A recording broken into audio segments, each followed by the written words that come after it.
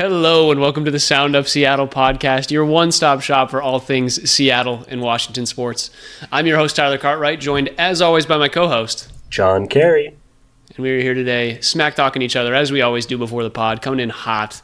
We've got a lovely pod for y'all. We're going to talk some Seahawks. Obviously, last week's win against the Cardinals was huge. They've got a big game against the Packers. Little college football, little college basketball, value dogs, obviously, little Kraken, and then we've got some Mariners discussion. It's finally time. It's the middle of December, and I know it's what the people want. The winter meetings are going on, and the Mariners have not made a signing. Let's talk about that. John, anything to say before we get started? Bad friend, bad co-host. I wish this was with somebody else right now. Let's go. Let's record. All right, here's some Coyote Picnic.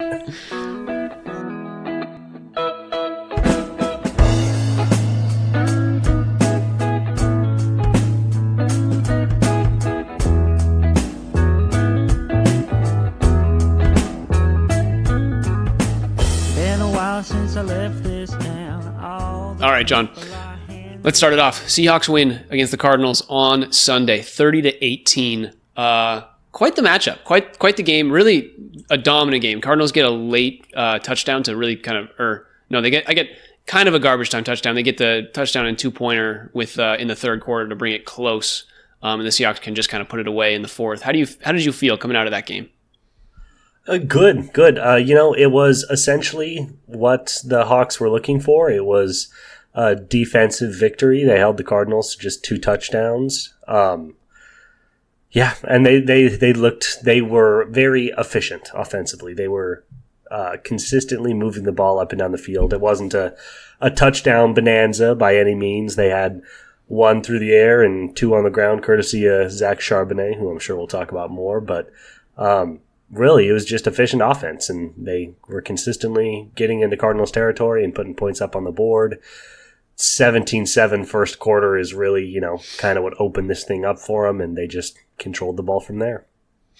Yeah, huge first quarter there. I think both interceptions came in the first, if not the first and early second. So Ernest Jones continuing to have a major impact for this Seahawks defense in a real way. Comes up with the first interception, and then Kobe Bryant gets the second one. So a really big couple stands, I guess, by the Seahawks defense there. And then Geno Smith, 24 for 30 on the day, 233 yards and a touchdown. That is the Geno Smith that we always ask for. I feel like you and I have talked through the offseason, through every single week, and it's like, what does Geno Smith do well? And it's like high completion percentage and gets a touchdown and just moves the ball. So this was the quintessential Geno Smith game.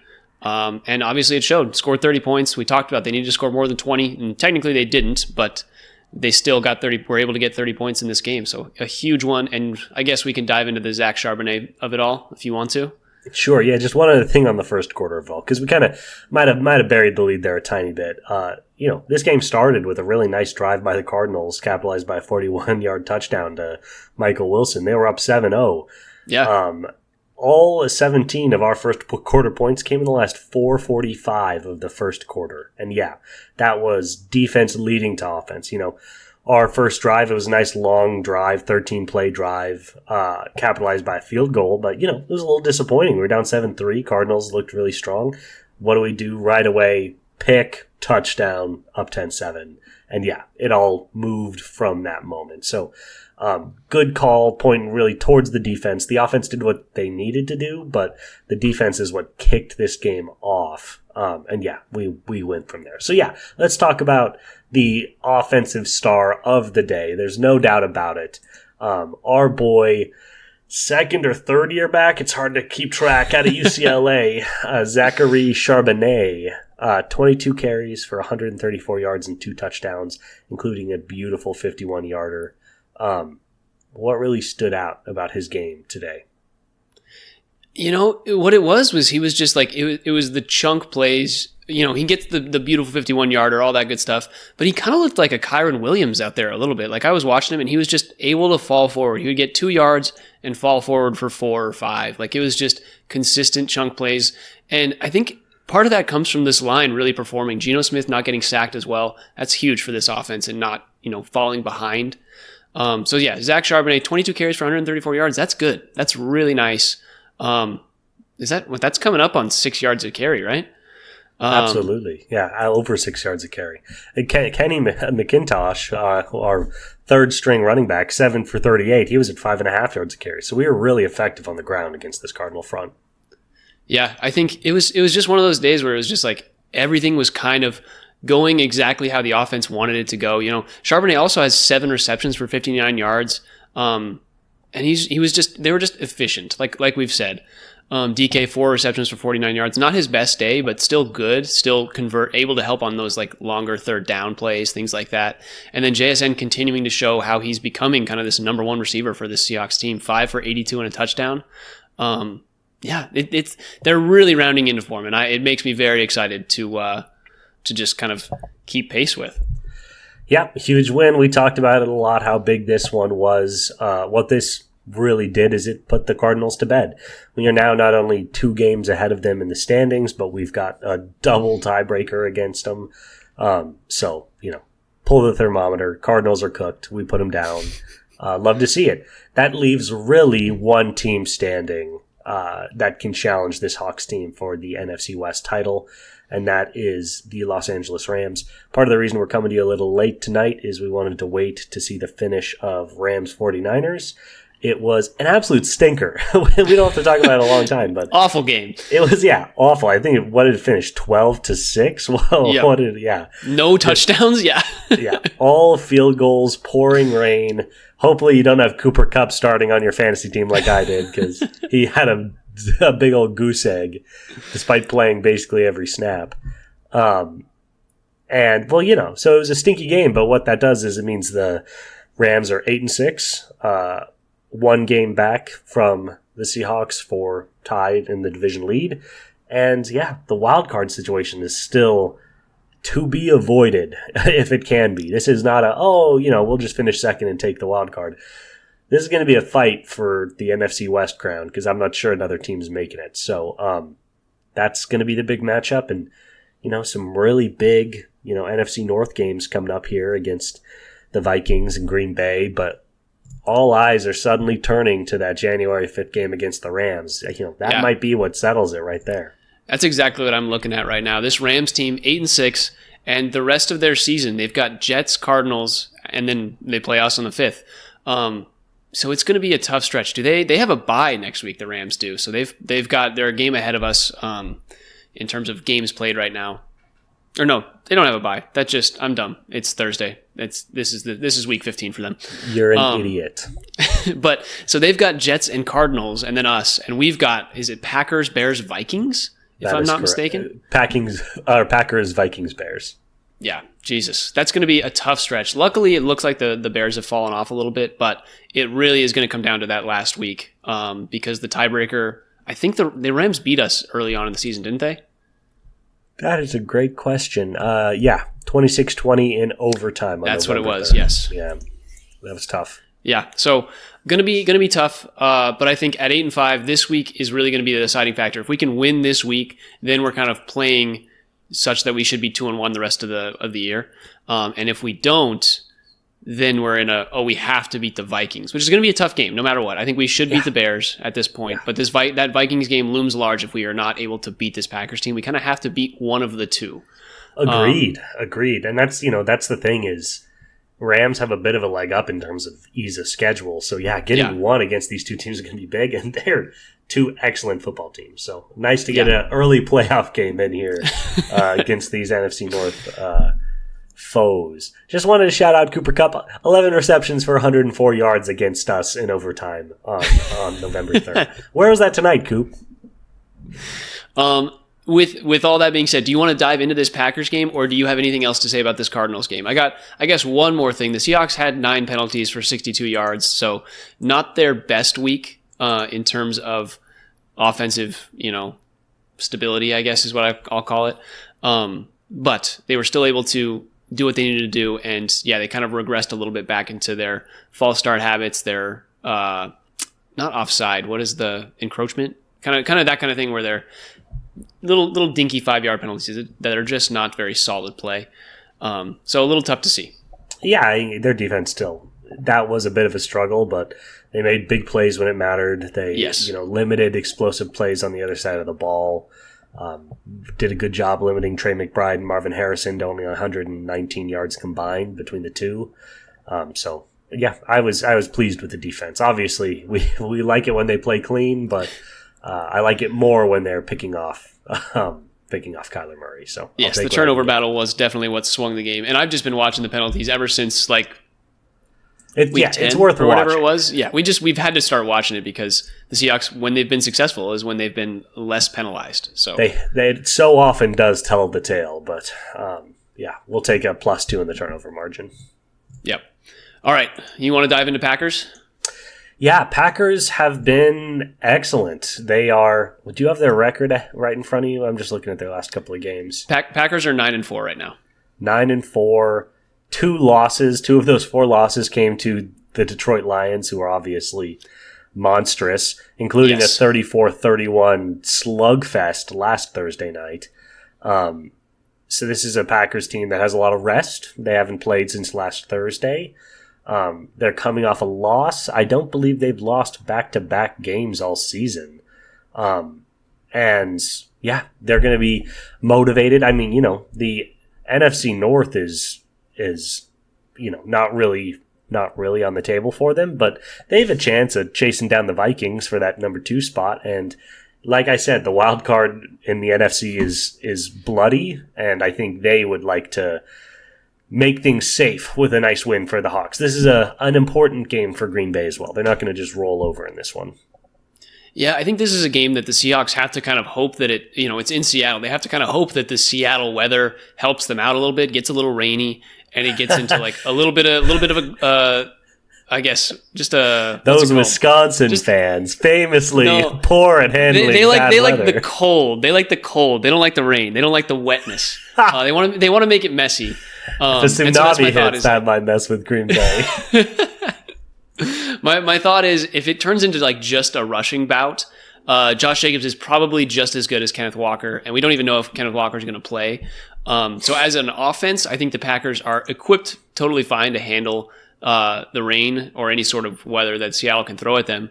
But hopefully we can limit their passing game if that ends up being the case. That's kind of my thought with the home advantage. Obviously, the crowd's going to be big. This is a big historic game. The Seahawks-Packers has kind of been was one of the bigger rivalries of the last decade, just with all the Aaron Rodgers, Russell Wilson, all that, all those games that those two played against each other. That was a huge, huge set of like 3 or 4 games in the 20 teens.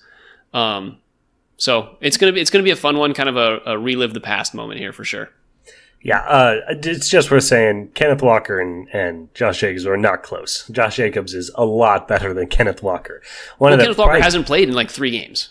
Well, yeah, Josh Jacobs is still one of the best 4 running backs in the NFL. The dude's a monster. Kenneth Walker has literally half the total yards that Josh Jacobs currently has. I was giving Kenneth Walker the benefit of the doubt. We're Seahawks fans here, John. Come on. I like to shoot straight. Do you know if Kenneth is he playing? Is he questionable? He's questionable right now, so I don't know if I think he's expected to play, but we're not sure at the moment. Yeah, worst case, Charbonnet hopefully can carry in some momentum. Yeah, this is going to be a tough game. This is the most balanced offense we've played since the Bills kind of beat us up a couple of weeks ago.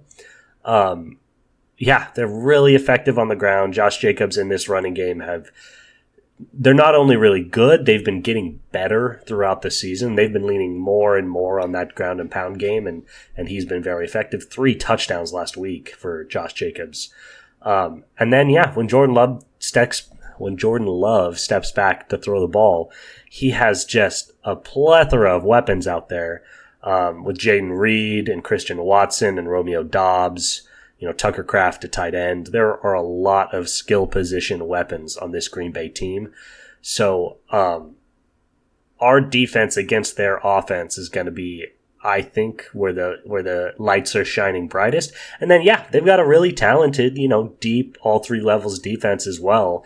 So it's going to be an elevated challenge compared to this Cardinals game. They're going to have to really bring it on the defensive end, and then Gino's going to have to play clean. He's going to have to play smart. And JSN and Charbonnet and whoever's carrying the ball for us is going to have to make some big plays.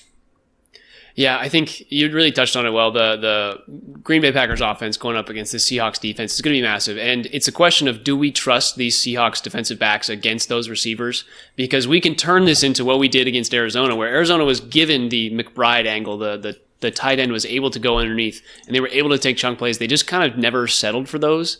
And obviously, James Conner's pretty good. Josh Jacobs is quite the step up there, I think, either way. But those two weapons of Kraft and Jacobs are going to be pretty comparable, I think, when it comes to looking at this game, Cardinals and Packers relationships-wise. I think our defensive backs are going to take those wideouts away, and it's going to be a battle of kind of shorter game and whether the Packers are okay with taking that. That's how the Seahawks are able to reduce the scoring in these games. It's like you just have to take small chunk plays against them, and if the Packers are okay with that, it might turn into a little bit of a tough game for the Seahawks. But I think the defense is going to really have to step up, like you're saying. Yeah, it's going to be interesting. I see that side of the ball, their offense against our defense being the more critical, and within that matchup, I'm looking more towards Josh Jacobs in this Green Bay offensive line against our D line and linebackers. Yeah. Yeah, man, our safeties and DBs, our corners and safeties, I should say, have been playing so good. Witherspoon and Love have been so dynamic out there that, Jordan Love, who's had kind of an up and down season, that's not what scares me. They're going to get some big plays, but I also see the potential for some mistakes. What I'm worried about is with their ability, we can't just stack the box against this Green Bay team. No. With that being said, will we be able to stymie this running game, or is Josh Jacobs going to carry the ball, 28 times? My prediction, it's, hot prediction coming in. If Jacobs carries the ball less than 20 times, we win the game. That means that they're not able to just consistently eat us up on the ground. It means they're being forced to put it in the air. And if they're being forced to put it in the air against Devin Witherspoon and Julian Love, we're winning the game. Yeah, and I think, you can look at that and say, maybe the Seahawks do just kind of stack the box. Ernest Jones and our linebackers can really set up tight there and just set them on one-on-ones on the side. Julian Love as a safety is a really good roamer, and then Witherspoon as well as Reek Woolen actually had a really good game against the Cardinals last week. And Kobe Bryant, obviously, with the interception. Like, our DBs have been good enough in one-on-one situations. It's going to be a test. We can't, like, their third best receiver is probably Romeo Doubs, and that's a good receiver at the 3 spot. So to set up our third best DB is going to be quite the challenge, but I think that might be what the Seahawks end up doing. They just say, hey, Jordan Love, you either have to beat us in one-on-one or you're going to have to check it down to your tight end, because we are not going to let you run Josh Jacobs up the middle for 6 yards a carry. Like, that might be what they do. They also might try and just make them run the ball. I think those are kind of the two ways to think about it. And so we'll see what the Seahawks defense decides to do. I think that's how they game plan. We don't know what they're going to try and do, but those are the two options that I think would work the best.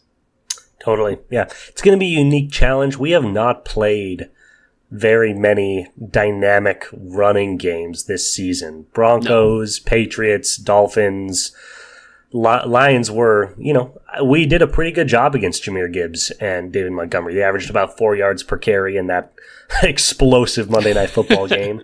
But yeah, other than that, probably James Cook on the Bills was, outside of Detroit, probably the best running back we've played so far this year. So this will be something new, and it will be important to see because, the NFC and then even more so the AFC has some really talented running backs that are going to be playing in the playoff.